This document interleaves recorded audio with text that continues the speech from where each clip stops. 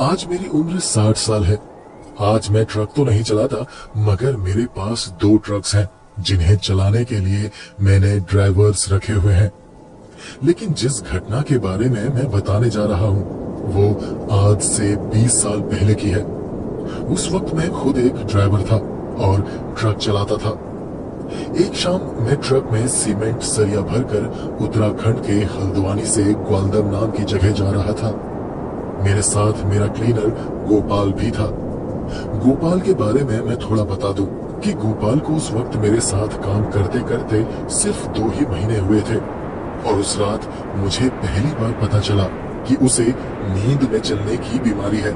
खैर, जिस रात हम हल्द्वानी से ग्वालदम के लिए निकले थे, उस रात राती घाट नाम की जगह में हमारे ट्रक का पिछला टायर अचानक से फट गया। अब हमारे ट्रक में सीमेंट सरिया भरा पड़ा था। इसी वजह से ट्रक के नीचे जैक लगाकर भी हमें उस ट्रक को उठाने में दिक्कत हो रही थी।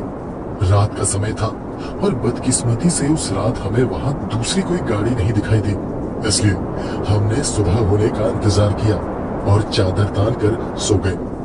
आधी रात में मैं क्या देखता हूँ कि मेरा खलासी गोपाल उठा और ट्रक से नीचे उतर गया। मैंने उसे नीचे उतरते हुए देखा था तो मैंने घड़ी में टाइम देखा, रात के 12 बज रहे थे। मुझे लगा शायद गोपाल टॉयलेट के लिए उतरा होगा। मैंने चादर सिर तक तानी और फिर से सोने लगा और बस मुझे तुरंत ही नींद आ गई। कुछ देर बाद एक आवाज को सुनकर मेरी आंख खुली। ऐसा लगा जैसे किसी ने बहुत जोर से मेरे ट्रक का दरवाजा खोला हो।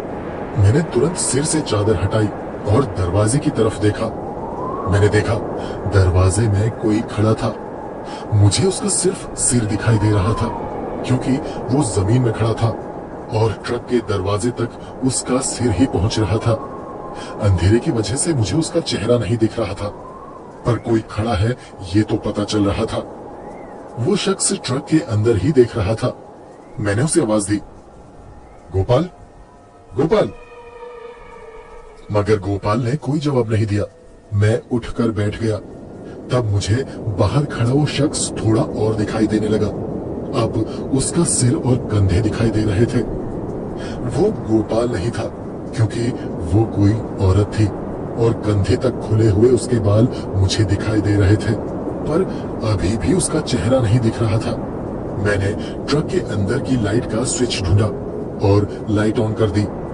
लाइट ऑन करके मैंने वापस ट्रक के दरवाजे की तरफ देखा, पर दरवाजे पर अब कोई नहीं था, पर दरवाजा अभी भी खुला हुआ था। मैं बिस्तर से नीचे उतरा और ट्रक के दरवाजे के पास जाकर मैंने बाहर झांका। बाहर भी अंधेरा था, इस वजह से मुझे कुछ दिखाई नहीं दिया। मैंने अपनी ड्राइविंग सीट के पीछे के पॉकेट से टॉर्च निकाला और बाहर झांककर टॉर्च की रोशनी चारों तरफ घुमाई, मगर फिर भी मुझे कोई दिखाई नहीं दिया। मुझे ऐसा भी नहीं लग रहा था कि जैसे वो मेरा भ्रम हो। मुझे अच्छे से याद है मैंने किसी को ट्रक के बाहर खड़े देखा था। मैंने ट्रक का दरवाजा बंद किया और गोपाल के वापस आने का इंतजार करने लगा। मैंने घड़ी में देखा, घड़ी में रात का 1 बज रहा था और गोपाल अभी तक वापस नहीं आया था। पूरा 1 घंटा बीत चुका था। अब मुझे गोपाल की फिक्र होने लगी। जंगल वाला इलाका था, जंगली जानवरों का खतरा था, इसलिए अब मुझे गोपाल की चिंता सताने लगी कि कहीं उसे बाघ तो नहीं उठा कर ले गया। मगर तभी मुझे ऐसा लगा जैसे किसी ने मेरे ट्रक को पीछे से पकड़कर हवा में उठा दिया हो और वापस जमीन में पटक दिया हो। मेरे ट्रक में एक बहुत जोर का झटका आया था और ट्रक का पिछला हिस्सा एक पल के लिए हवा में उठ गया था। मुझे लगा कि कहीं कोई दूसरी गाड़ी तो मेरे ट्रक के पीछे आकर नहीं भिड़ गई, इसलिए मैं टॉर्च हाथ में लेकर ट्रक से नीचे उतरा और दौड़कर अपने ट्रक के पीछे गया। मगर पीछे जाकर मैंने देखा वहां तो कुछ भी नहीं था, सब कुछ नॉर्मल था। मैंने टॉर्च चारों तरफ घुमाया, दूर दूर तक भी कोई नहीं था। तभी मुझे एक हंसी सुनाई दी। वो हंसी किसी औरत की थी। मुझे समझ नहीं आया कि वो हंसी की आवाज कहां से आई थी। तभी मुझे वो हंसी की आवाज फिर से सुनाई दी। मैंने गौर किया कि वो हंसी मेरे ट्रक के नीचे से आ रही थी। मैं नीचे झुका और फिर मैंने टॉर्च की रोशनी नीचे डाली तो देखा कोई मेरे ट्रक के नीचे से बड़ी तेजी से बाहर निकल गया। मैं ठीक से देख भी नहीं पाया था कि वो कौन था। तब मुझे लगा कि कहीं कोई मेरे साथ मजाक तो नहीं कर रहा। मैं दौड़कर उस तरफ गया जिधर वो शख्स ट्रक के नीचे से निकलकर भागा था, मगर मुझे वहां भी दूर दूर तक कुछ दिखाई नहीं दिया। सड़क के एक तरफ ऊंचा पहाड़ था, दूसरी तरफ नदी और आगे पीछे सड़क थी। मैं वापस अपने ट्रक में चढ़ा और दरवाजों को अच्छे से बंद करके मैं चुपचाप अपनी सीट में बैठ गया। फिर मेरे दिमाग में आया कि क्यों ना मैं हॉर्न बजा कर देखूं। मैंने ट्रक में चाबी लगाई और इंजन स्टार्ट कर दिया। फिर मैंने हॉर्न बजाया। हॉर्न के बजते ही मेरा ट्रक जोर जोर से हिलने लगा और हॉर्न के साथ एक अजीब सी चीख भी मुझे सुनाई दी। मैंने हॉर्न वापस बंद कर दिया तो मेरा ट्रक भी हिलना बंद हो गया और वो चीख भी बंद हो गई। मैंने अपने ट्रक का इंजन और हेडलाइट्स ऑन ही रखी ताकि ट्रक के आसपास रोशनी होती रहे। कुछ देर खामोश रहने के बाद मैंने ट्रक का हॉर्न फिर से बजाया, मगर ना इस बार मेरा ट्रक हिला, ना ही मुझे कोई चीख सुनाई दी। मेरे मन का डर थोड़ा कम हुआ।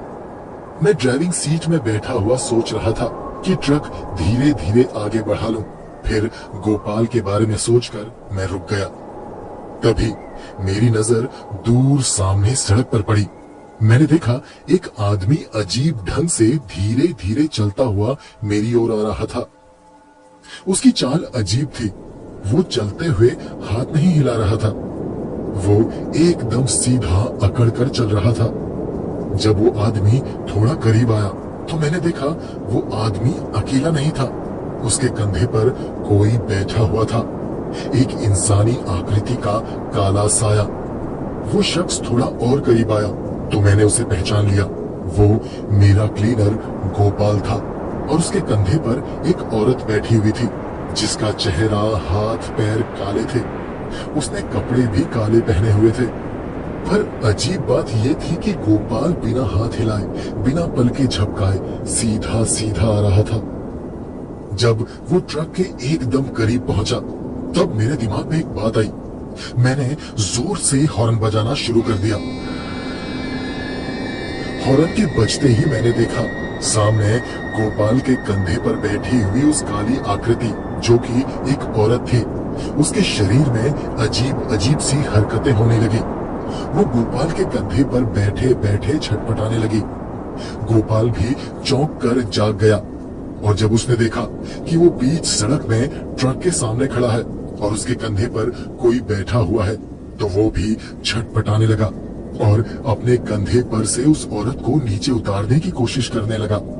तब मैंने ट्रक का गियर बदला और ट्रक आगे बढ़ाकर गोपाल के एकदम करीब ले जाकर रोक दिया और फिर जोर से हॉर्न बजाया तो गोपाल के कंधे के ऊपर बैठा हुआ वो काला साया चीखता हुआ गोपाल के कंधे से उठा और हवा में ऐसे गायब हो गया जैसे पतला सा कागज जलकर हवा में गायब हो जाता है।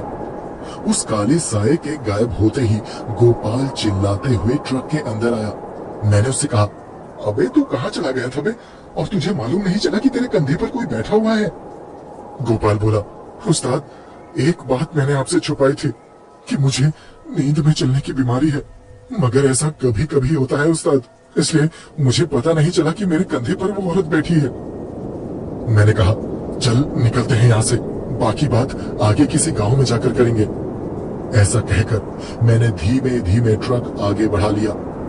ट्रक के पिछले 4 टायर्स में से एक टायर पंक्चर था, इसलिए ट्रक एक साइड को ज्यादा झुका हुआ था, मगर फिर भी जैसे तैसे हम वहां से आगे बढ़े और कैची धाम मंदिर में पहुंचकर हमने ट्रक एक किनारे लगा दिया।